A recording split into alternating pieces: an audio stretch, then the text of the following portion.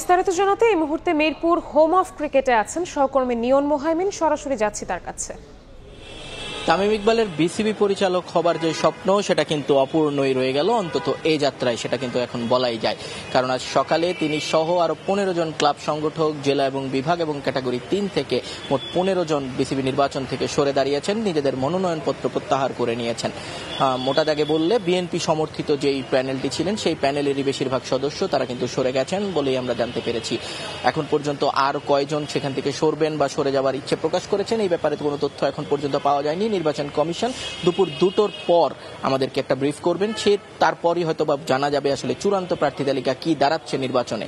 তবে এখন পর্যন্ত আমাদের কাছে যে লিস্ট আছে সেই লিস্ট অনুযায়ী আমরা যদি বলি তাহলে ক্লাব ক্যাটাগরি থেকে 30 জনের মনোনয়নপত্র পূর্ণতা পেয়েছিল এবং সেখান থেকে 12 জন যদি সরে দাঁড়ান তাহলে মাত্র 18 জন থাকছেন, অর্থাৎ 10টি পদের বিপরীতে এখনো 18 জন থাকলে নির্বাচন কিন্তু হচ্ছে। নির্বাচন নিয়ে কোনো সংখ্যা কিন্তু থাকছে না এখন পর্যন্ত, এটা নিশ্চিত।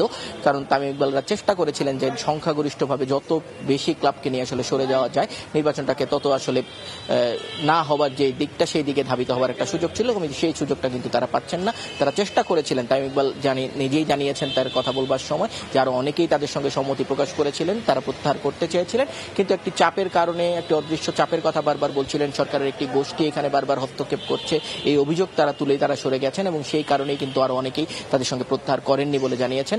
একেবারে বড় করে বললে যেই খবরটা আসলে সবচেয়ে বেশি সবাইকে দৃষ্টি আকর্ষণ করতে পারি সেটা হচ্ছে বসুন্ধরা গ্রুপের 4 জন পদপ্রার্থী ছিলেন যারা এই প্যানেলটিরই একটি অংশ ছিলেন বলে এতদিন জানা গিয়েছিল, কিন্তু তারা কিন্তু কেউই আসলে নিজেদের মনোনয়নপত্র প্রত্যাহার করেনি, অর্থাৎ তারা নির্বাচনে টিকে গেছেন এবং তারা যেহেতু টিকে গেছেন তার মানে কিন্তু নির্বাচন নিতে আর কোনো সমস্যা হচ্ছে না।